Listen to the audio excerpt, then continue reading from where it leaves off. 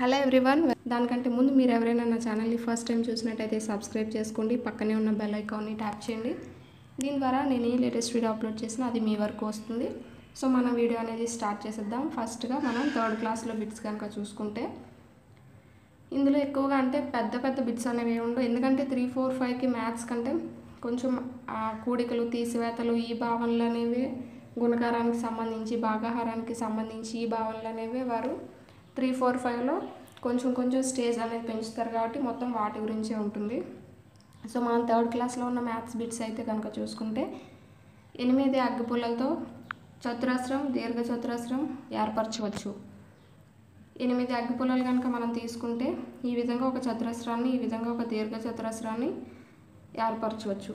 అలాగే 5 అగ్గిపుల్లలతో మనం త్రిభుజాన్ని అనేది ఏర్పరచవచ్చు. 12 అగ్గిపుల్లలతో చతురస్రం, దీర్ఘచతురస్రం, త్రిభుజం ఈ 3 కూడా కింద నేను బొమ్మలు కూడా వేశాను. ఈ విధంగా మనం పేర్చి వాటి యొక్క భావనలు అనేవి పిల్లలకి తెలియచేస్తామన్నమాట. అలాగే మనకి చూసుకుంటే 0, 1, 2, 3, 4, 5, 6, 7, 8, 9 అనేవి మనకి అంకెల కింద వస్తాయి. అంటే 0 నుంచి 9 వరకు మనకి ఉన్నవన్నీ అంకెలు. వీటితో ఏర్పడే వాటిని మనం సంఖ్యలు అంటాం. అంటే 10, 11, 12 ఇవన్నీ కూడా 9 వరకే మనకి సంఖ్యలు అనేవి ఉంటూ ఉంటాయి. 10 కనుక మనం చూసుకుంటే 10 అనేది అంకె కాదు, ఒక సంఖ్య. సో 10 నుంచి అనంతం వరకు మనకి సంఖ్యలు అనేవి ఉంటూ ఉంటాయి. ఈ 0 నుంచి 9 వరకు మాత్రం మనకి అంకెలు. అయితే మనం సంఖ్యల్ని లెక్క పెట్టలేము, అవి అనంతం అనేవి ఉంటాయి. సంఖ్యల్లో పెద్దది ఏదంటే మనం చెప్పలేము, కానీ సంఖ్యల్లో చిన్నది ఏదంటే 10. ఎందుకంటే మనకి సంఖ్యలు అనేవి ఎక్కడి నుంచి స్టార్ట్ అవుతాయి? 10 నుంచి స్టార్ట్ అవుతాయి కాబట్టి అదే మనకి చిన్నది అవుతుంది. అంకెలలో కనుక చిన్నది కనుక చూసుకుంటే 0 అనేది అంకెలలో కల్లా చిన్నది. అలాగే పెద్దది కనుక చూసుకుంటే 9. కింద మనకు బొమ్మలు కనిపిస్తున్నాయి కదా, ఈ బొమ్మల్లో ఎన్ని త్రిభుజాలు ఉన్నాయని అడిగాడు. ఇప్పుడు కనుక మనం చూసుకుంటే ఇది మొత్తం ఒక త్రిభుజం, అలాగే ఇది ఒక త్రిభుజం, 2, 3, 4, 5 మొత్తం ఇక్కడ ఎన్ని త్రిభుజాలు ఉన్నాయంటే 5 త్రిభుజాలు. 1, అలాగే ఇది 2, అలాగే ఇది 3, 4, ఇది 5 మొత్తం 5 త్రిభుజాలు అనేవి ఉన్నాయి. అలాగే ఈ బొమ్మలో కనుక చూసుకుంటే మనం ఇది ఒక త్రిభుజం, తిరగేసి ఉన్నది త్రిభుజం అనుకోండి. ఇది రెండవ త్రిభుజం, 2 త్రిభుజాలు అయ్యాయి. అలాగే 3, 4, 5 అలాగే 6, 7, 8 ఇందులో మనకి 8 త్రిభుజాలు అనేవి ఉండడం జరిగింది. మూడో దాంట్లో కనుక మనం చూసుకుంటే ఈ బొమ్మలో మనకి చతురస్రాలు అంటే త్రిభుజాలు, అలాగే దీర్ఘచతురస్రాలు అనేవి ఎన్నెన్ని ఉన్నాయని అడిగాడు. అయితే థర్డ్ క్లాస్ టెక్స్ట్ బుక్లో మాత్రం ఇలా దీర్ఘచతురస్రం, త్రిభుజం అని ఇవ్వడం. ఎందుకంటే ఆ భావన వాటి యొక్క పేర్లు అనేవి హైయెస్ట్ క్లాసెస్లో మనకు చెప్తారు. కాకపోతే వీటి యొక్క ఆకారంగా అంటే ఈ ఆకారంలో ఉన్నవి ఇక్కడ ఎన్ని ఉన్నాయని మాత్రమే అడిగాడు. సో ఇప్పుడు మనం చూసుకుంటే దీర్ఘచతురస్రాలు కనుక ఫస్ట్ చూసుకుంటే మనకి 1, 2 అలాగే ఇది 3, ఇది 4 మనకి మొత్తం 4 దీర్ఘచతురస్రాలు అనేవి ఉన్నాయి. అలాగే త్రిభుజాలు కనుక చూసుకుంటే ఒక్కొక్క బాక్స్లో మనకి 2 త్రిభుజాలు అనేవి కనిపిస్తాయి. చూడండి, ఈ విధంగా 1, ఈ విధంగా 2. అంటే మనకి ఇక్కడ 4 బాక్సులు ఉన్నాయి కాబట్టి 4 రెళ్ళు 8 త్రిభుజాలు వచ్చాయి. అవి కాకుండా ఆ 8 కాకుండా మిగతావి కనుక చూసుకుంటే ఇది ఒక త్రిభుజం 9, ఇది ఒక త్రిభుజం 10, అలాగే ఇది ఒక త్రిభుజం 11, ఇది ఒక త్రిభుజం 12 మొత్తం మనకి 12 త్రిభుజాలు అనేవి ఉన్నాయి. అలాగే చతురస్రాలు కనుక మనం చూసుకుంటే 6 చతురస్రాలు అనేవి ఉన్నాయి. ఇది మొత్తం ఒక చతురస్రం అనుకుంటే ఇది 1, 2, ఇది 1, 3, ఇది 1, 4, ఇది 1, 5, ఇది మొత్తం 1, 6, ఈ మధ్యలో ఉన్నది 1, 6 మొత్తం మనకి 6 చతురస్రాలు అనేవి ఉన్నాయి. అలాగే 2 అంకెల సంఖ్యలలో అతిపెద్ద సంఖ్య ఏది అంటే 99. ఇది 2 అంకెల సంఖ్య అంటాం కదా, వీటిల్లో అతి పెద్దది ఏదంటే 99. ఎందుకంటే తర్వాత 99 తర్వాత 100 వస్తుంది. 100 అనేది ఎన్ని సంఖ్యలు? 3 సంఖ్యలు. 3 సంఖ్యల్లో మొదటి సంఖ్య ఏది అంటే 100 మనం చెప్పొచ్చు. సో దాని తర్వాత మనం ముందును కనుక చూసుకుంటే ఈ 2 అంకెల సంఖ్యల్లో పెద్దది ఏదవుతుంది? 99 అవుతుంది. అలాగే 3 అంకెల్లో ఏర్పడే సంఖ్యల్లో అతి చిన్న సంఖ్య ఏది అంటే 100. ఫస్ట్ ఏర్పడుతుంది కాబట్టి 100. దాని తర్వాత వచ్చినవన్నీ కూడా అనంతం ఉంటాయి కాబట్టి అవన్నీ పెద్ద సంఖ్యల కిందే వస్తాయి. 20 అనేది 2 మరియు 0 అనే అంకెలతో ఏర్పడింది. 0 ఒకట్ల స్థానంలో ఉంది అంటే ఒకట్లు ఏమీ లేవని అర్థం. 20ని కనుక మనం తీసుకుంటే ఇది మనకు తెలిసి ఇది ఒకట్ల స్థానం, అలాగే ఇది పదుల స్థానం. ఇక్కడ 0 ఒకట్ల స్థానంలో 0 ఉన్నది అంటే దాని అర్థం ఏంటి? ఒకట్ల స్థానంలో ఎలాంటి వస్తువులు లేవు అనే అర్థం. ఇప్పుడు కనుక ఇలా కనుక చూడండి మీరు, ఇది ఒకట్ల స్థానం అనుకోండి, ఇది పదుల స్థానం అనుకోండి. ఒకట్ల స్థానంలో 2 ఉన్నాయి కానీ పదుల స్థానంలో మనకి ఏమీ లేవు అనుకోండి. సో ఇప్పుడు ఒకట్ల స్థానంలో 2 వస్తువులు ఉన్నట్టు, పదుల స్థానంలో ఏవీ లేవు కాబట్టి 0 ఉన్నట్టు. అదే ఇక్కడ చెప్పాడు. అలాగే తర్వాత కనుక చూసుకుంటే 349 ఇక్కడ ఇచ్చాడు కదా. 349లో 9 యొక్క స్థాన విలువ ఎంత అంటే 9. ఎందుకంటే 9 ఎన్నో అదే 9 ఏ స్థానంలో ఉంది? ఒకట్ల స్థానంలో ఉంది. ఒకట్ల స్థానంలో అంటే 9 × 1. సో దాని యొక్క స్థాన విలువ 9. అలాగే 4 కనుక చూసుకుంటే 4 ఏ స్థానంలో ఉందంటే పదుల స్థానంలో ఉంది. సో 4 × 10 ఇది 40. దీని యొక్క స్థాన విలువ, ఈ అంకెలో 4 యొక్క స్థాన విలువ 40. అలాగే 3 ఉంది. 3 ఏ స్థానంలో ఉంది అంటే వందల స్థానంలో ఉంది. సో 3 యొక్క స్థాన విలువ ఎంత? 300. ఈ విధంగా ఏదైనా ఒక అంకె కనుక తీసుకుంటే అది ఏ స్థానంలో ఉందో చూసుకొని దాంతో మనం ఇంటూ చేసినట్టయితే దాని యొక్క స్థాన విలువ అనేది వస్తూ ఉంటుంది. ఇప్పుడు కనుక మనం చూస్తే 349 అనేది ఉంది. అందులో 4 యొక్క స్థాన విలువ ఎంత అని చెప్పుకున్నాం? 40. 4 × 10 40 అనుకున్నాం కదా. ఇప్పుడు 4 యొక్క ముఖ విలువ, ఇప్పుడు వరకు చెప్పుకున్నది స్థాన విలువ అయితే ఇప్పుడు మనకి ముఖ విలువ.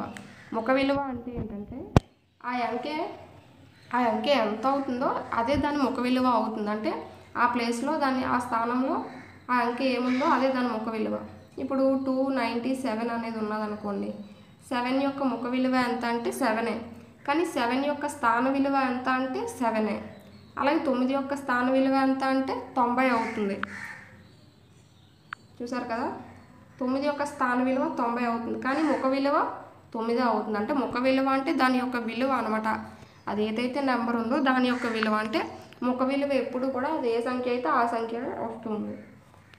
ఏ సంఖ్యలో ఏ స్థానంలోనైనా 0 ఉన్నప్పుడు దాని స్థాన విలువ ఎంత అవుతుంది అంటే 0 అవుతుంది. ఇప్పుడు 320 అనేది తీసుకోండి, లేకపోతే 302 అనేది తీసుకోండి. ఇది ఒకట్ల స్థానం, ఇది పదుల స్థానం, ఇది వందల స్థానం. ఇప్పుడు 302లో పదుల స్థానంలో 0 ఉన్నది అంటే దాని యొక్క స్థాన విలువ ఎంత? 0 × 10 అనుకోండి. 0 × 10 ఎంత? 0 కదా. సో ఆ విధంగా ఏదైనా స్థానంలో 0 ఉన్నప్పుడు దాని యొక్క స్థాన విలువ కూడా 0 అవుతుంది. ఒక సంఖ్యలో ఎడమ వైపుకు వెళ్ళే కొద్దీ స్థాన విలువ అనేది పెరుగుతుంది. అంటే ఇక్కడ మనకు చూసుకుంటే ఒక సంఖ్య అనేది చూసుకుంటే ఒకట్లు, పదులు, వందలు, ఈ విధంగా దాని యొక్క స్థాన విలువ అనేది ఇక్కడ 1 ఉంటే ఇక్కడికి వచ్చేసరికి 10 అవుతుంది, తర్వాతకి వచ్చేసరికి 100 అవుతుంది. అంటే ఏదైతే ఈ ఎడమ వైపుకి మనం కుడివైపు నుంచి ఎడమ వైపుకి వెళ్తూ ఉంటామో దాని యొక్క స్థాన విలువ అనేది పెరుగుతూ ఉంటుందంట.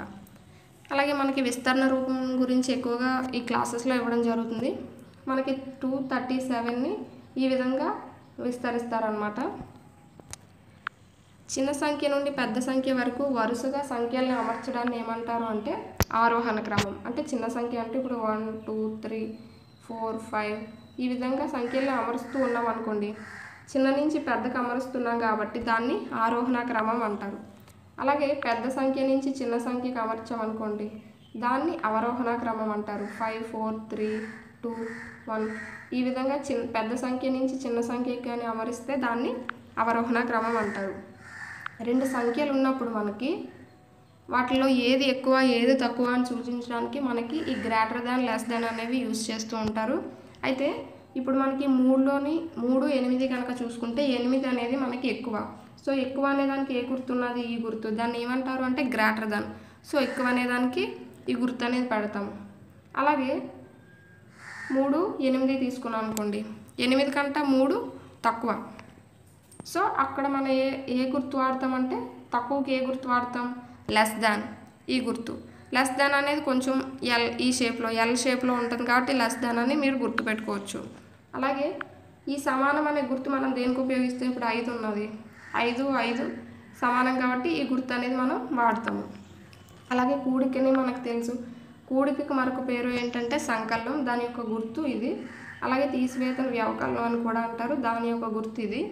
డిస్కస్ చేద్దాం.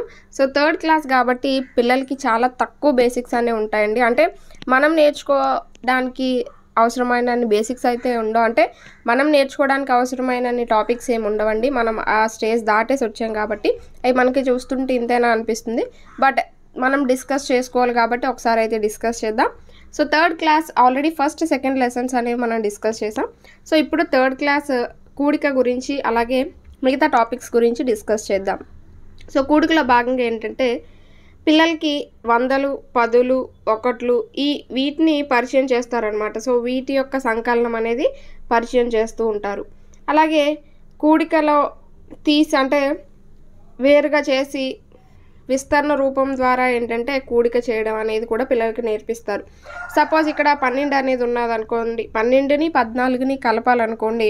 సో చిన్నపిల్లలు కాబట్టి వాళ్ళకి ఎలా అంటే ఈజీగా విస్తరించి కలపడం ద్వారా ఈజీగా వాళ్ళకి నేర్పుతూ ఉంటారు. అంటే ఎలా 10+2 14ని 10+4. సో ఈ 10s వన్స్ కలపడం ద్వారా అంటే 10ని ఒకసారి కలపడం ద్వారా ఈజీగా వాళ్ళకి కూడిక అనేది అర్థమయ్యే విధంగా చెప్తారనమాట.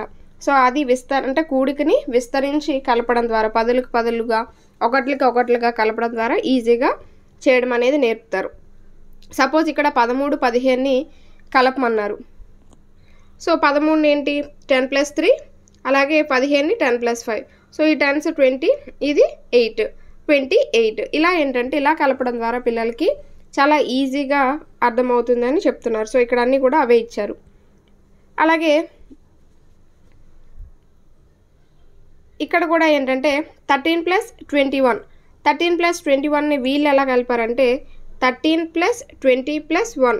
సో ఈ 13కి 1 కలిపారు, 14+20 34. సో ఇలా అంటే మనకి విస్తరణ రూపంలో ఎలా అయినా మనం కలుపుకోవచ్చు అనమాట. సో ఇక్కడ మనసులో లెక్కించి జవాబులు ఖాళీలో రాయమన్నాడు.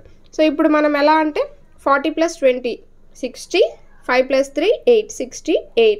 ఇలా ఏంటంటే మనం ఫస్ట్ పదుల స్థానాన్ని కలిపి తర్వాత ఒకట్ల స్థానాన్ని కలిపేలాగా చేయాలన్నమాట. నెక్స్ట్ ఇక్కడ చూస్తే ఇక్కడ 68 మంది ఒక పాఠశాలలో 68 మంది బాలురు 79 మంది బాలికలు ఉన్నారట. సో వాళ్ళని కలపమన్నారనమాట.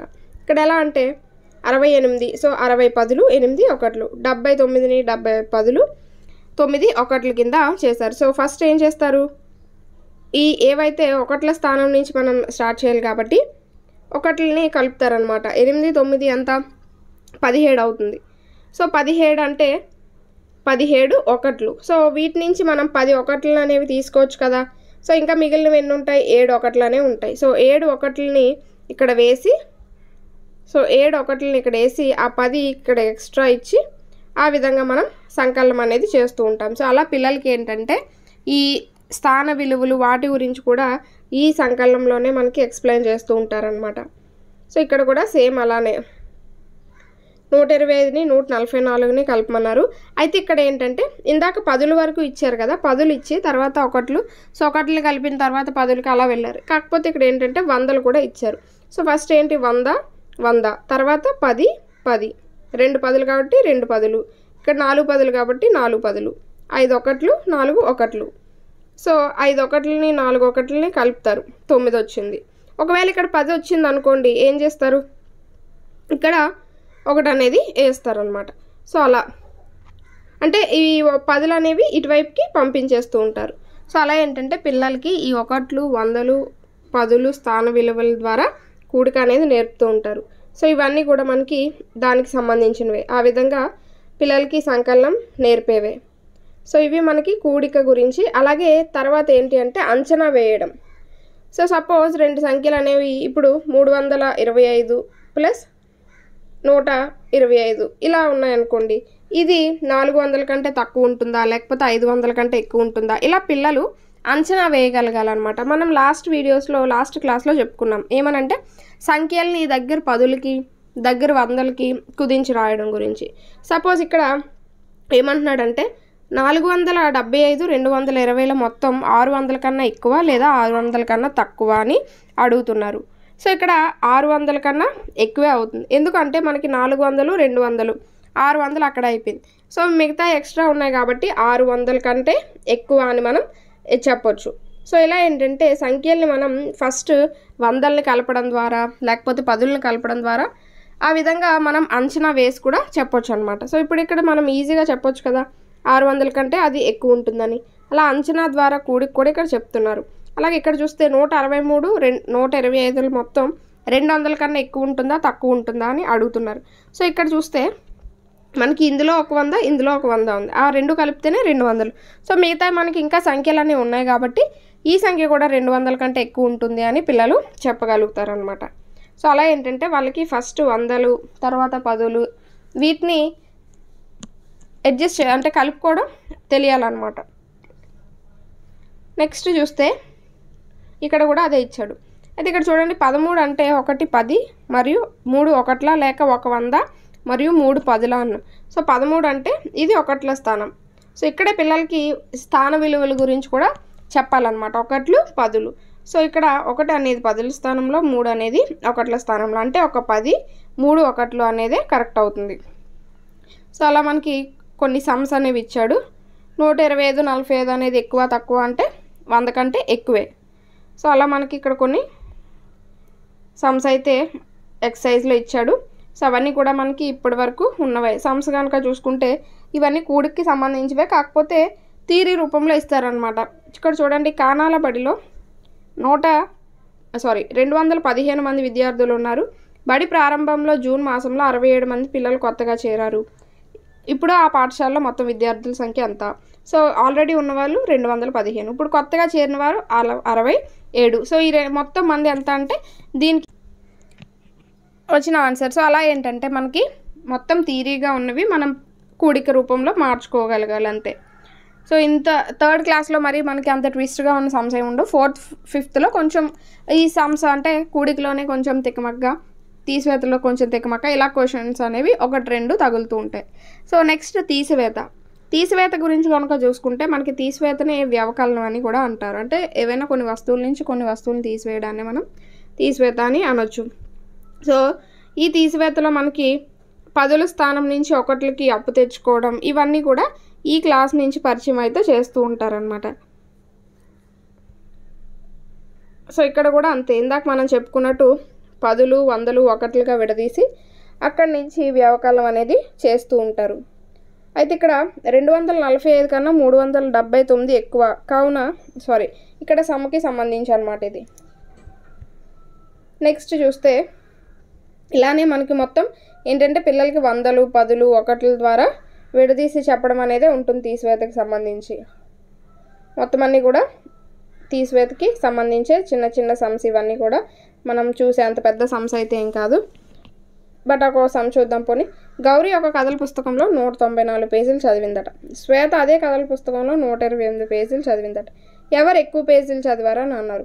సో ఈ గౌరీ చదివిన 194 పేజీల్లోంచి 128 తీసేస్తే మనకి ఎవరు ఎక్కువ చదివారు, సో ఎన్ని ఎక్కువ పేజీలు చదివారనేది తెలుస్తుంది. సో ఇక్కడ మనం చూసి చెప్పేయచ్చు 128 కంటే 194 ఎక్కువ కాబట్టి గౌరీ 194తో ఎక్కువ పేజీలు చదివింది. అయితే ఎన్ని ఎక్కువ తెలియాలంటే ఇందులోంచి మనం ఈ 128ని తీసేయాలి.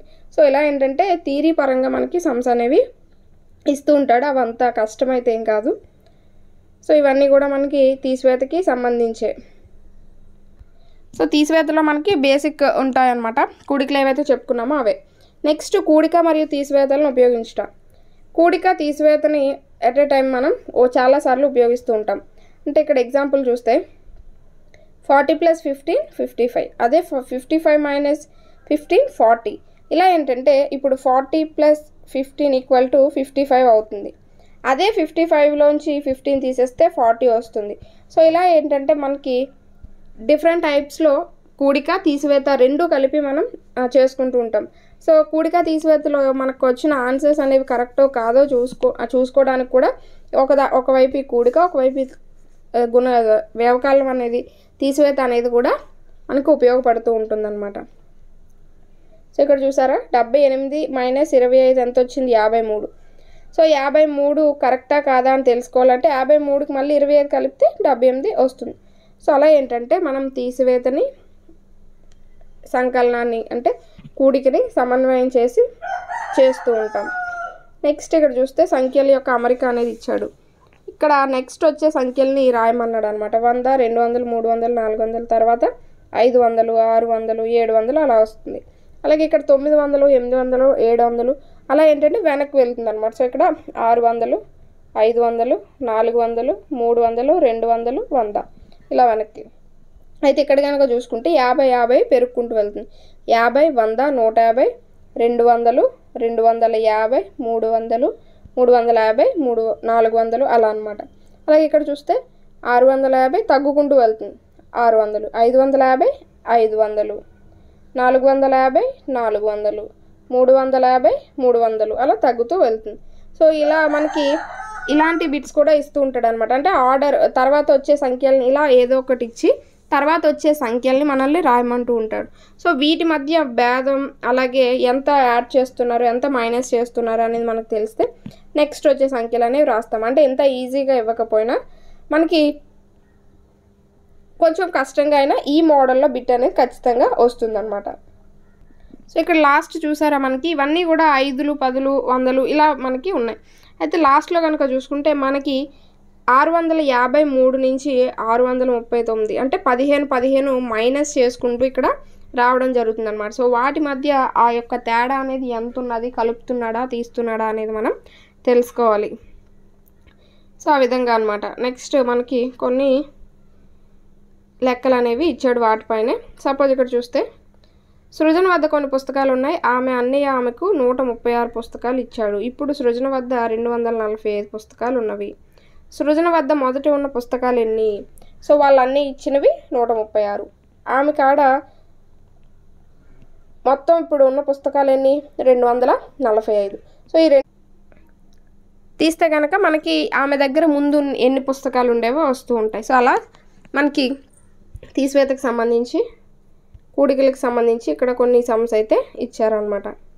నెక్స్ట్ కనుక చూసుకుంటే గుణకారం. సో గుణకారంలో కనుక చూసుకుంటే గుణకారాన్ని మనం ఏమనొచ్చు అంటే ఆవర్తన సంకలనం, అంటే పదే పదే కూడడాన్ని మనం గుణకారం అని చెప్పొచ్చు.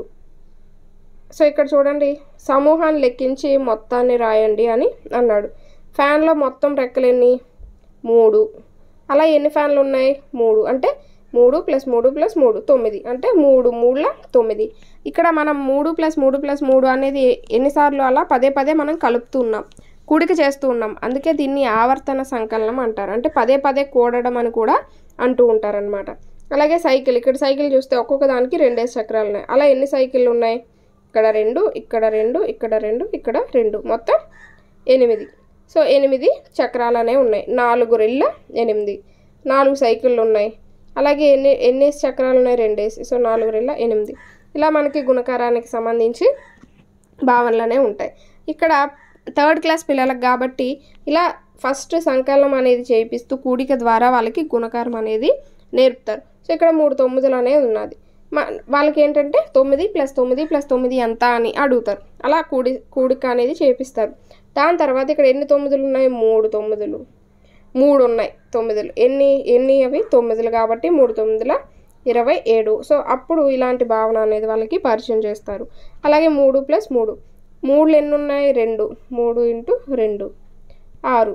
ఇలా వాళ్ళకి ఫస్ట్ సంకలనంతో స్టార్ట్ చేసి, అంటే కూడికతో స్టార్ట్ చేసి గుణకారం అనే భావన అనేది తీసుకొస్తారనమాట. సో ఇక్కడ చూడండి, ఇక్కడ ఒక బొమ్మ అనేది ఇచ్చాడు. పిల్లలు ఎన్ని సమూహాలుగా ఉన్నారంటే 1 2 3 4. 4 సమూహాలుగా ఉన్నారు. ఒక్కొక్క సమూహంలో ఎంతమంది ఉన్నారు? 3 3 3. సో 4 × 3 మొత్తం ఎంతమంది పిల్లలు? 4 3 12. సో అలా అంటే 1 2 3 4 5 6 7 8 9 10 11 12. అలా పిల్లలకి ఏంటంటే ఫస్ట్ సంకలనం చేయించి ఆ విధంగా ఉన్నారు కాబట్టి వాటిని మనం 4 × 3 అని రాయొచ్చు. సో అంటే 4ని 3 సార్లు మనం కూడాలి అని అర్థం అన్నమాట. సో అలా మనకి గుణకార భావన అనేది తీసుకొస్తారు. సో గుణకారం యొక్క గుర్తు అనేది ఇది. దీన్ని మనం ఇంటూ అని చదువుతూ ఉంటాం. 4 × 3 లేకపోతే 2 × 4. సో ఇంటూ అని చదువుతూ ఉంటాం. ఇది గుణకారం యొక్క గుర్తు. గుణకారం అనగా ఆవర్తన సంకలనం అనగా మళ్ళీ మళ్ళీ కూడడం. అది ఆల్రెడీ నేను చెప్పాను కదా. సో పదే పదే మనం కూడుతూ ఉంటే మనకి గుణకారం అనే భావన అనేది వస్తుంది. దాన్నే మనం ఆవర్తన సంకలనం అని కూడా అంటాం. ఇక్కడ చూడండి కొవ్వొత్తులు అనేవి ఇచ్చారు. మొత్తం ఎన్ని సమూహాలు ఉన్నాయి? 4 సమూహాలు ఉన్నాయి. ఒక్కొక్క సమూహంలో ఎన్ని కొవ్వొత్తులు ఉన్నాయి? 1 2 3 4 5 5 కొవ్వొత్తులు ఉన్నాయి. సో ఇప్పుడు 4 గుంపుల్లో 5 కొవ్వొత్తులు ఉంటే మొత్తం ఎన్ని? 4 5ల 20. సో అలా మనం పదే కూడి చేయొచ్చు అనమాట. ఇక్కడ చూడండి 1 2 3 4 5 5 సమూహాలు ఉన్నాయి. ఒక్కొక్క సమూహంలో ఎన్ని? 3 5 3ల 15. మొత్తం ఎన్ని ఉన్నాయి? పిల్లల గ్రోవులు 15 ఉన్నాయి. సో అలా మనం గుణకారానికి సంబంధించిన భావన పిల్లల్లో తీసుకురావచ్చు. అలాగే ఇక్కడ చూడండి గుణకార రూపంలో రాయమన్నాడు. సో 5లు ఎన్ని ఉన్నాయి? 3 3 5 15. 6లు ఎన్ని ఉన్నాయి? 4 4 6లు 24. 7లు ఎన్ని ఉన్నాయి? 2 2 7ల 14. సో ఇలా మనం వాటిని గుణకార రూపంలోకి మార్చవచ్చు అన్నమాట. నెక్స్ట్ కప్పగెంతులు అంటే ఇదేంటి అంటే సంఖ్యా రేఖ పైన గుణకారం అనేది పిల్లలకి నేర్పించడం చాలా ఈజీ అవుతుంది. సో బేసిక్ స్టేజ్లో పిల్లలకి ఈ సంఖ్యా రేఖను ఉపయోగించి బోధన అనేది చేస్తూ ఉంటారనమాట. సపోజ్ ఇక్కడ చూస్తే పిల్లలకి 6 మూళ్ళు ఎంత 6 మూళ్ళు ఎంత అనేది 6 మూళ్ళు 18 ఎంత అనేది తెలియాలి పిల్లలకి నేర్పాలి అనుకుంటే మనం ఈ ఏదైతే 0 ఉన్నదో 0 దగ్గర నుంచి స్టార్ట్ చేసి 3 అంకెలకి ఒకవైపు డాట్ పెట్టుకుంటూ వెళ్ళాలి. సో అలా ఎన్నిసార్లు వెళ్ళాలి? 6 సార్లు. సో 1 2 3 4 5 6. సో 6 సార్లు 3 చొప్పున కప్ప గెంతుకుంటూ వెళ్ళింది అనుకోండి. సో ఎక్కడ ఆగింది? మళ్ళీ 18 దగ్గర ఆగింది. సో 6 మూళ్ళు ఎంత? 18. సో ఇలా పిల్లలకి సంఖ్యా రేఖ పైన గుణకారం అనేది నేర్పడం. అలాగే ఈ సంఖ్యా రేఖ పైన పిల్లలకి సంకలనం కానీ వ్యవకలనం అంటే కూడిక తీసివేత కూడా వీటి ద్వారా అయితే నేర్పించవచ్చు. సో ఇవన్నీ కూడా మనకి ఇంకా దానికి సంబంధించినవే. గుణకార భావన పిల్లలకి ఈ విధంగా అర్థమవుతూ ఉంటుంది. సో వీటిల్లో భాగంగానే పిల్లలకి ఫస్ట్ పదెక్కమని అంటే ఎక్కాలనేవి కూడా ఇక్కడే నేర్పిస్తూ ఉంటారనమాట. ఇక్కడ నెక్స్ట్ 0తో గుణకారం. 0తో గుణకారం అంటే 0తో ఏ సంఖ్యను గుణించినా కూడా మనకి 0 అనేదే వస్తుంది. సో ఏ సంఖ్యను 0తో గుణించినా వచ్చే ఫలితం ఎంత అంటే 0. ఏ సంఖ్యకి ఏదైనా ఒక సంఖ్యకి 0 కలిపితే ఎంత వస్తుందంటే అదే సంఖ్య అనేది వస్తుంది. అదే సంఖ్యకి 0తో కనుక ఇంటూ చేస్తే 0 అనేది వస్తుంది. సో ప్లస్ ఇంటూలో ఈ విధమైన అమరికను మీరు గుర్తుంచుకోవాల్సి ఉంటుంది. నెక్స్ట్ 1తో గుణకారం. 1తో గుణకారం ఏదైనా ఒక సంఖ్యని సపోజ్ 5 ఉన్నది 1తో గుణకారం చేస్తే మీకు మళ్ళీ అదే సంఖ్య అనేది రావడం జరుగుతుంది. సపోజ్ 34 ఉన్నది 34ని 1తో గుణకారం చేస్తే మళ్ళీ 34 రావడం జరుగుతుంది అనమాట. సో అలా 0తో గుణకారం చేస్తే 0 వస్తుంది, 1తో గుణకారం చేస్తే అదే సంఖ్య అనేది వస్తుందన్నమాట. అలాగే ఇక్కడ చూస్తే ప్రతి సందర్భంలో జవాబు ఒకేలా ఉన్నాయా? 3 2 6 2 3 6 5 4 20 4 5 20. సో ఇలా ఏంటంటే మనం రెండు సంఖ్యల్ని ఎటువైపు నుంచి గుణకారం చేసినా వాటి యొక్క ఫలితం అనేది ఒకేలాగా ఉంటుంది. ఇప్పుడు సపోజ్ 2 3 3 చేశారు, ఫలితం అనేది ఒకేలా ఉంది కదా. అలా మిగతా మీరు ఏమి చూసినా రెండు సంఖ్యల్ని వాటి యొక్క క్రమం ఆధారంగా లేకుండా ఎటువైపు నుంచి గుణించినా వాటి యొక్క ఫలితం అనేది ఒకేలా వస్తుంది. అలాగే కూడికలో కూడా మనం రెండు సంఖ్యల్ని ఎలా గుణించినా దాని యొక్క ఫలితం అనేది ఒకేలా వస్తుంది. కానీ మనం తీసివేతలో మాత్రం జాగ్రత్తగా ఉండాలి, ఎందుకంటే సింబల్స్ అనేవి చేంజ్ అయిపోతూ ఉంటాయి కాబట్టి. సో అది మనకి పెద్ద సంఖ్యల గుణకారం. పెద్ద సంఖ్యల గుణకారంలో ఏంటంటే ఇందాక మనం ఎలా అయితే సంకలనంలో ఒక సంఖ్యల్ని విడదీసి విస్తరణ రూపంలో చేసి ఎలా అయితే కూడిక జరిపామో ఇక్కడ కూడా అలానే అనమాట. సపోజ్ ఇక్కడ 21ని 3తో గుణించమంటున్నారు. సో ఇక్కడ ఎలా 20 + 1 దాన్ని 3తో గుణించాలి. ఫస్ట్ ఏంటి 3 20లు 3 1లు, ఇలా 3 20లు 60 + 3 1లు 3 63. ఇలా ఏంటంటే విస్తరణ రూపం ద్వారా చేయడం వల్ల పిల్లలు ఇంకా వేగంగా నేర్చుకుంటారు అనేది ఇక్కడ కాన్సెప్ట్ అనమాట.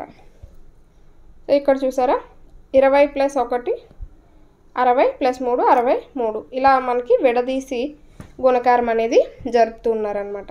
నెక్స్ట్ ఇక్కడ చూసినట్టయితే ఇక్కడే మనకి వాళ్ళకి పదులు ఒకట్లు వీటి యొక్క స్థానాలు కూడా మనం ఎలా అయితే సంకలనంలో పదులు అనేవి 100 ఒకట్లలో 10 ఒకట్లు అనేవి ఉన్నాయనుకోండి, దాన్ని ఒక 10 కింద ఇవ్వడం, లేకపోతే తీసివేతలో ఒక 10 అప్పు తెచ్చుకోవడం ఎలా అయితే ఉంటుందో ఇక్కడ కూడా అలానే ఉంటుందన్నమాట. నెక్స్ట్ ఇవన్నీ కూడా మనకి చిన్న చిన్న సమ్సే గుణకారాలకి సంబంధించి. సో నిత్య జీవితంలో గుణకారం అని చెప్పి మనం అంటే డైలీ లైఫ్లో గుణకారాన్ని ఎలా యూజ్ చేస్తాం. సపోజ్ ఇక్కడ ఒక చోట 5 ఆటోలు అనేవి ఉన్నాయనుకోండి, ఒక్కొక్క ఆటోలో 4 కూర్చున్నారు. సో 5 ఆటోల్లో మొత్తం ఎంతమంది కూర్చున్నారంటే 5 × 4 20. సో ఇలా మనకి డైలీ లైఫ్లో ఈ గుణకారం అనేది చాలా ప్లేసెస్లో అంటే చాలా సందర్భాల్లో ఎక్కువగా ఉపయోగిస్తూ ఉంటాం. నెక్స్ట్ కనుక చూసుకుంటే మనకి భాగాహారం. సో గుణకారం ఇవన్నీ కూడా మనకి సంకలనం, వ్యవకలనం, గుణకారం, భాగాహారం ఇవన్నీ కూడా ఒక ఆర్డర్ ప్రకారం అయితే వస్తూ ఉంటాయి. సో అందుకనే పిల్లలకి ఈ ఆర్డర్లో నేర్పించడం అనేది అవసరం. మ్యాథ్స్కి సంబంధించి 7th లెసన్ నుంచి మిగతా లెసన్స్ అయితే డిస్కస్ చేద్దాం. సో 7th లెసన్ వచ్చేసి భాగాహారం. సో భాగాహారం అంటే ఏంటో చూద్దాం. భాగాహారం అంటే ఏంటంటే సమాన భాగాలుగా చేయడం. సో ఏదైనా కొన్ని వస్తువులు కానీ వేటినైనా కొన్ని సమాన భాగాలుగా చేసి వాటిని ఏ విధంగా ప్రాతినిధ్యపరుస్తాం దాన్ని మనం భాగాహార రూపంలో చెప్తూ ఉంటాం.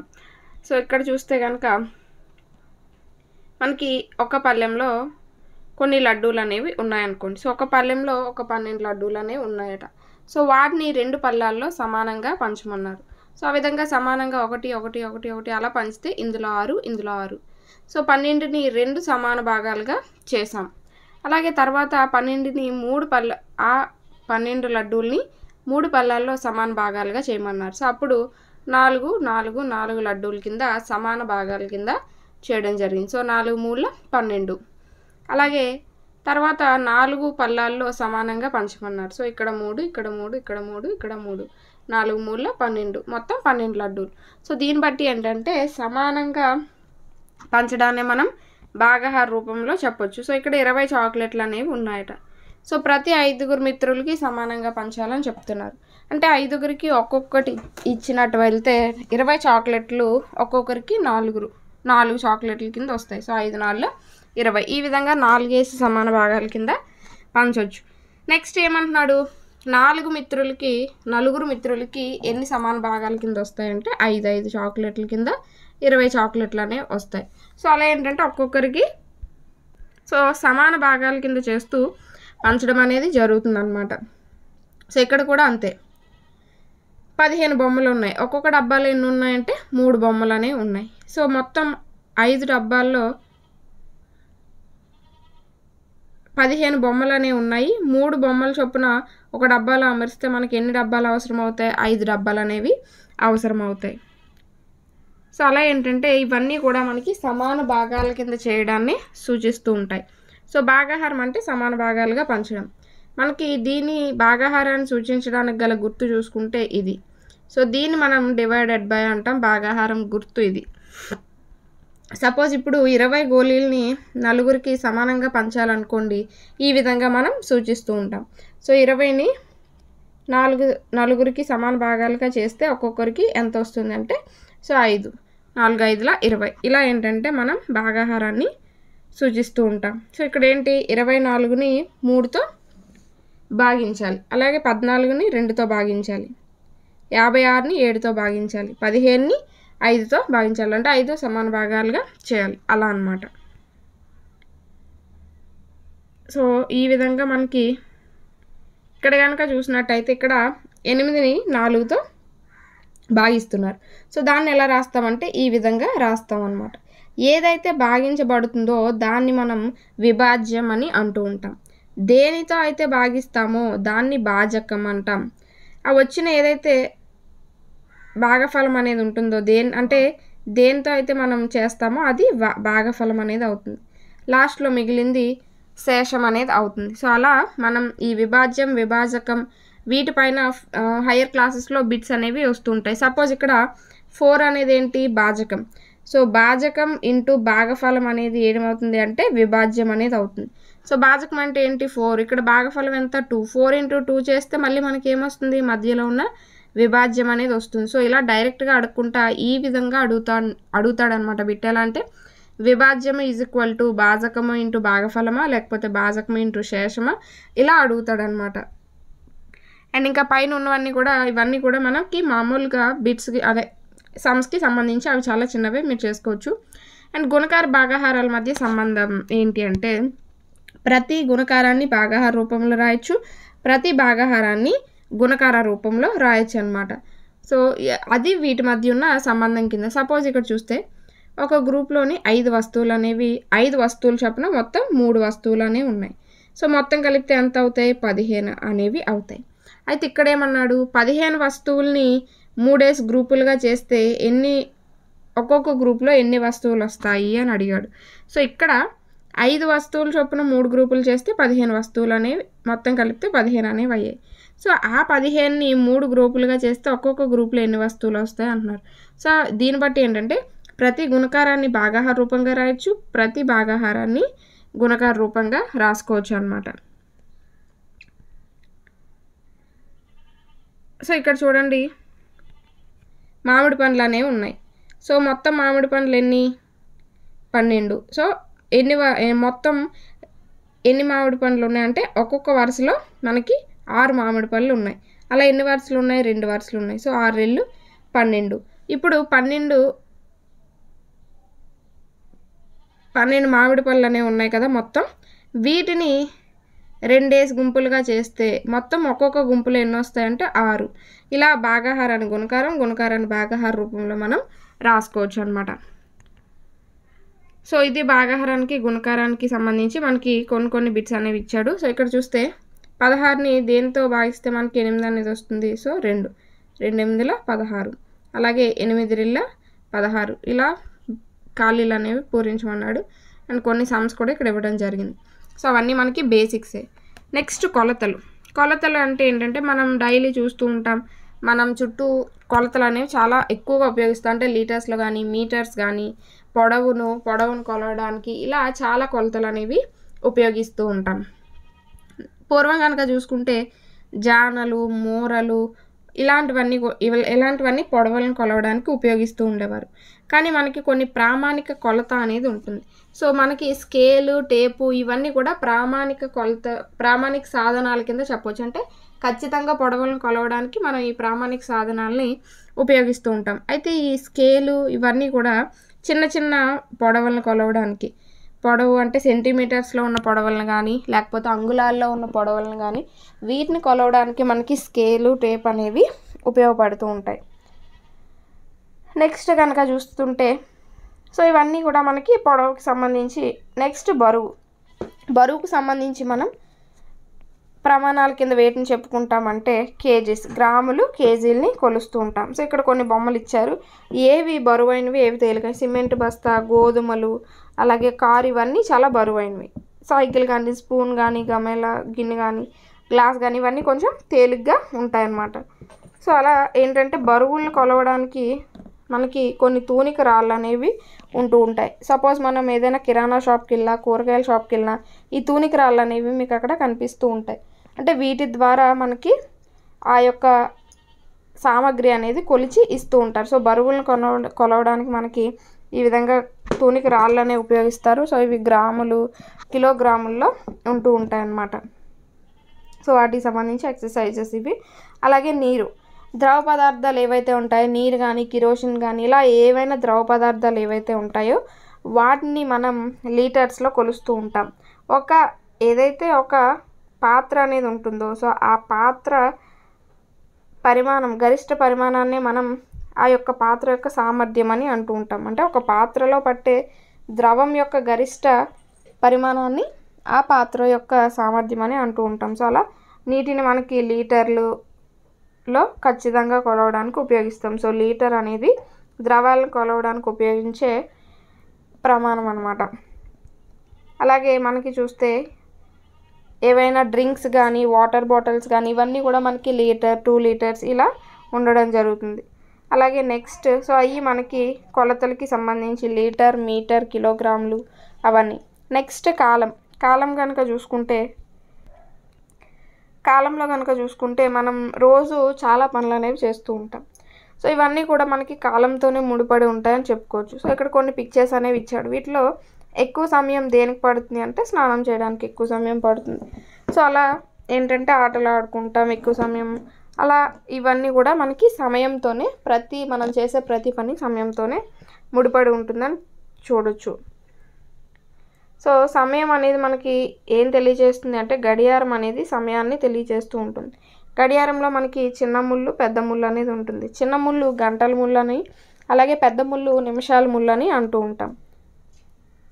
ఈ ఏదైతే గంటల ముళ్ళు ఉన్నదో ఆ గంటల ముళ్ళు అనేది నిమిషాల ముళ్ళు కంటే చాలా నెమ్మదిగా తిరుగుతూ ఉంటుందన్నమాట.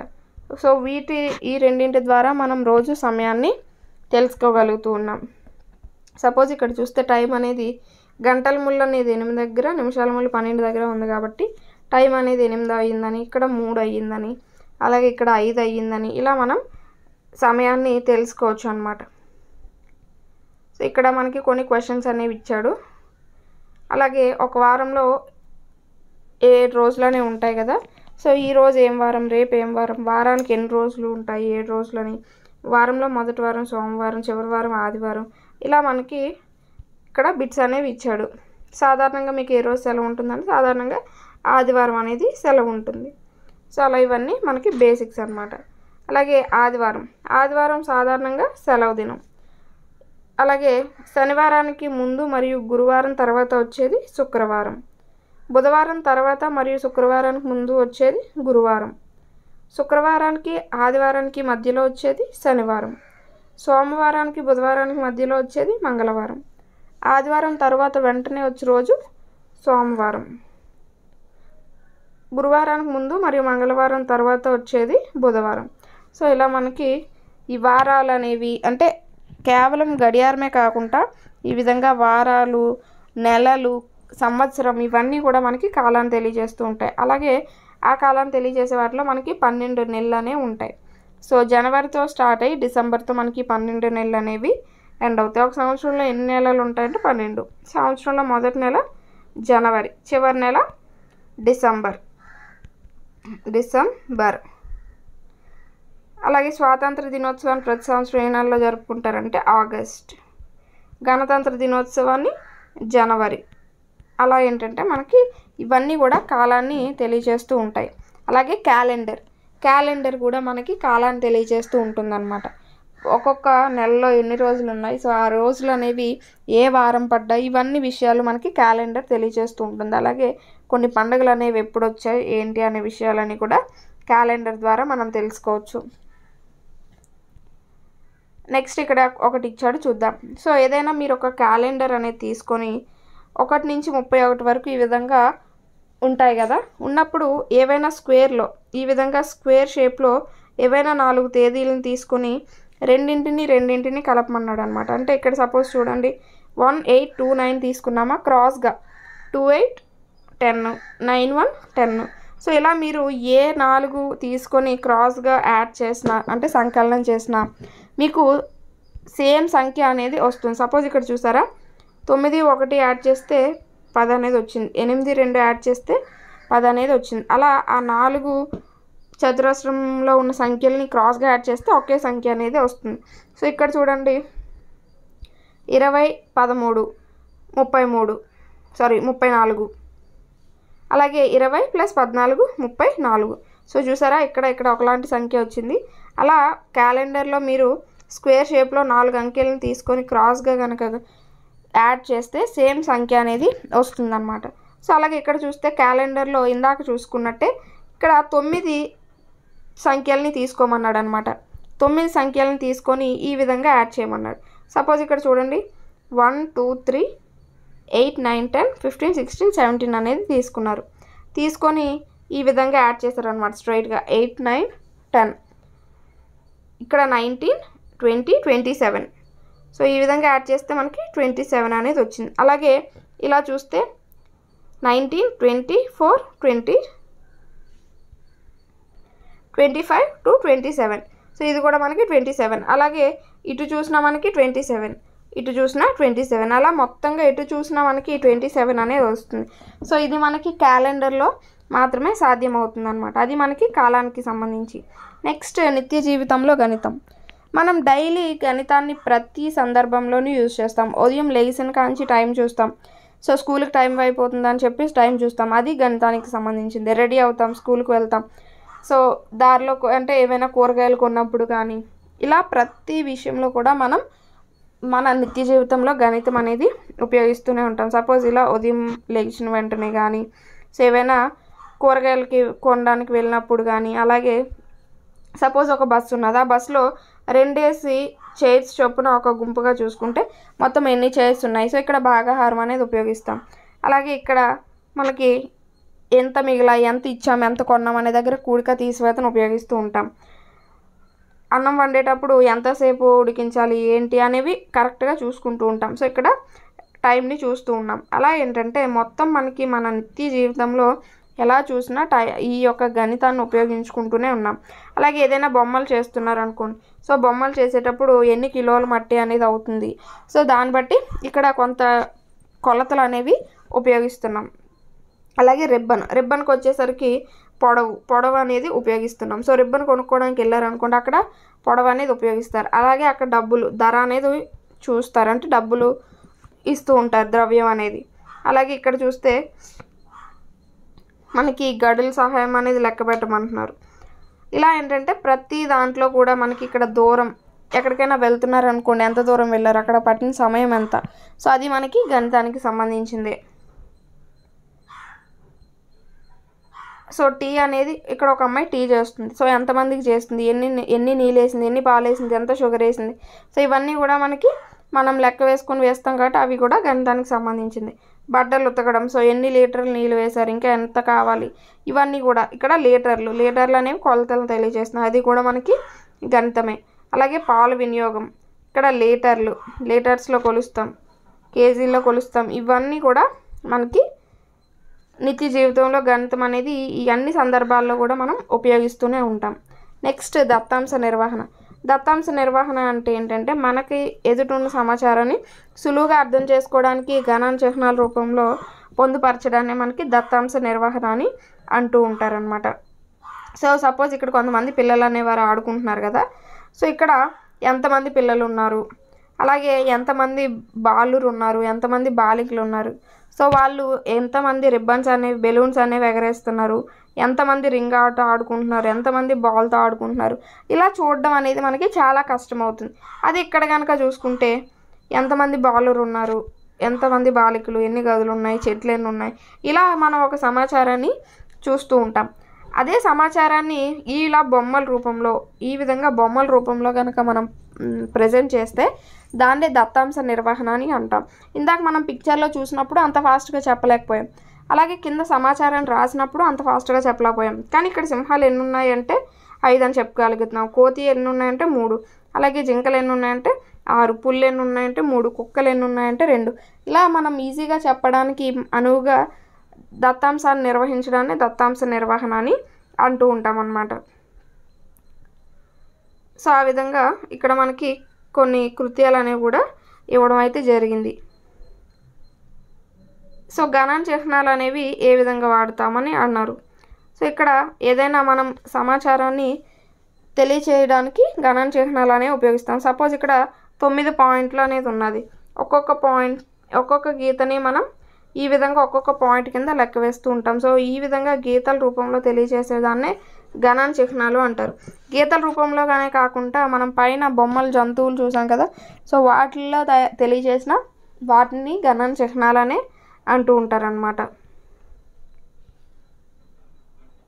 సో ఇక్కడ కొంతమంది తిండి పదార్థాలు అనేవి ఉన్నాయి, పిల్లల యొక్క సంఖ్య అనేవి ఉన్నాయి, అంటే లడ్డూలు ఎంతమందికి ఇష్టం, సపోజ్ ఒక ముగ్గురికి 1, 2, 3, అలాగే జిలేబీ ఎంతమందికి ఇష్టం, 4. ఈ విధంగా మనం గణన చిహ్నాలు ఉపయోగించి సమాచారాన్ని పొందుపరచవచ్చు అనమాట. సో ఇవన్నీ కూడా దానికి సంబంధించినవే. ఇవి 3rd క్లాసే కాబట్టి, బేసిక్సే కాబట్టి ఎక్కువ మ్యాటర్ అనేది మనకు చెప్పుకోవడానికి ఏమి ఉండదండి. అండ్ సమ్స్ కూడా చాలా చిన్నగా ఉంటాయి కాబట్టి వాటిని కూడా ఎక్స్ప్లెయిన్ చేసుకోవడానికి అయితే ఏమీ ఉండదు. నెక్స్ట్ అమరికలు అనేవి ఏంటి అంటే మనకి ఏవైనా సమాన భాగాలు అంటే సౌష్ఠవానికి ఇదొక బేసిక్ ఇన్ఫర్మేషన్ అన్నట్టు చెప్పొచ్చు అనమాట. సో ఇక్కడ చూసారా సమానంగా ఉన్నాయి. సో ఇవన్నీ కూడా మనకి నిలువుగా ఒక గీత గీస్తే ఏ విధంగా హాఫ్ ఆఫ్ ది పిక్చర్ ఎలా కనిపిస్తుందో సో అలా కనిపిస్తున్నాయి అన్నమాట. సో ఇక్కడ కనుక చూసుకుంటే మనకి కింద కొన్ని వస్తువులపైన గీతలు అనేవి పెట్టారు. సో ఏవి సమాన భాగాలుగా చేస్తున్నాయి అని అడిగారు.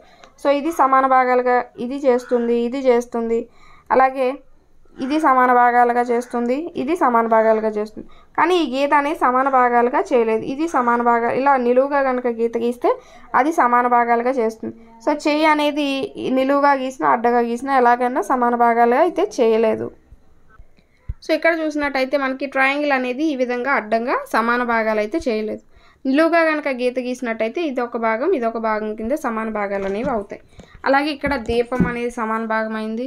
సో ఇది సమాన భాగం, దీనికి ఇది మనకి సమాన భాగం అని చెప్పుకోవచ్చు. సో ఇక్కడ మనం ఈ విధంగా మధ్యకి నిలువుగా గీత గీసినా ఇలా నిలువుగా గీత గీసినా మనకి సమాన భాగాలు అనేవి ఏర్పడతాయి. సో ఇక్కడ ఈ విధంగా చేసినా అంటే అడ్డంగా గీత గీసినా నిలువుగా గీత గీసినా మనకి సమాన భాగాలు అనేవి ఏర్పడతాయి. ఇక్కడ కూడా సేమ్ అంతే. సో ఇక్కడ చూస్తే ఈ స్క్వేర్ ఏదైతే ఉందో చతురస్రం దీనికి కూడా మనం నిలువుగా అడ్డంగా ఎలా గీసిన సమాన భాగాలు అనేవి ఏర్పడుతూ ఉంటాయి. ఇలా మనకి కొన్ని వస్తువులు మాత్రమే సమాన భాగాల్ని ఏర్పరుస్తూ ఉంటాయి. సపోజ్ ఇక్కడ చూసారా ఇది సమాన భాగం, దీనికి బ్యాట్కి మధ్యన ఇలా గీత గీస్తే ఇది సమాన భాగాలను ఏర్పరుస్తుంది. సో ఇది కూడా ఇలా మధ్య గీత గీస్తే సమాన భాగాల్ని ఏర్పరుస్తుంది. చెయ్యి అనే సమాన భాగాల్ని మనకి ఏర్పరచదు. అయితే ఇది మనకి బాక్స్ అనేది ఈ విధంగా సమాన భాగాలుగా విభజించవచ్చు. జెండాని మధ్యకి విభజించవచ్చు. రెండుని మనం సమాన భాగాలుగా విభజించలేము. సో ఇక్కడ డబ్ల్యూని విభజించగలం. 8ని కూడా మనం నిలువుగా అడ్డుగా కూడా సమాన భాగాలుగా విభజించవచ్చు. జెడ్ని కూడా మనం విభజించలేము. సో కప్పుని మనం సమాన భాగాలుగా విభజించలేము, వీటిని కూడా విభజించలేము. పెన్సిల్ని కూడా ఈ విధంగా మధ్యకి నిలువుగా గీత గీస్తే సమాన భాగాలుగా విభజించవచ్చు. గొడుగును విభజించలేము. కత్తెరని ఈ విధంగా సమాన భాగాలుగా నిలువుగా విభజించవచ్చు, అడ్డుగా విభజించలేము. సో ఇలా కొన్ని వస్తువులు మాత్రమే మనం సమాన భాగాలుగా విభజించడానికి అవకాశం అనేది ఉంటుంది. సో మనం ఏవైనా స్కూల్స్లో పండగలు అయినప్పుడు ఇలా కొన్ని అమరికలు అనేవి కట్ చేస్తూ ఉంటాం. అప్పుడు ఏంటి అంటే రెండు వైపులా కూడా మనకి సమానంగా ఈ యొక్క అమరికలు అనేవి వస్తూ ఉంటాయి అన్నమాట.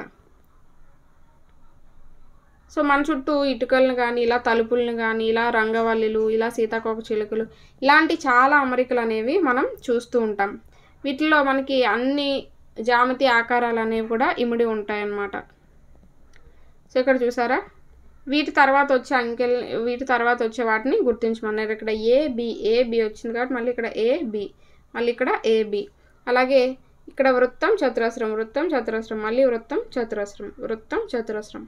సో ఇలా రావడం జరుగుతుంది. ఈ అమరికలకు సంబంధించి ఇలాంటి బిట్స్ రావడానికి మనకి తక్కువ అవకాశాలు అనేవి ఉంటాయి. బట్ ఎక్కువ అంటే డిఫికల్టీ లెవెల్ అంత ఎక్కువగా ఉండదు కాబట్టి వీటి నుంచి బిట్ తక్కువగా వస్తుంది. బట్ ప్రైమరీ క్లాసెస్లో ఈ విధంగా ఉంటే హయ్యర్కి వెళ్ళే కొలది మారుతూ ఉంటాయి అన్నమాట.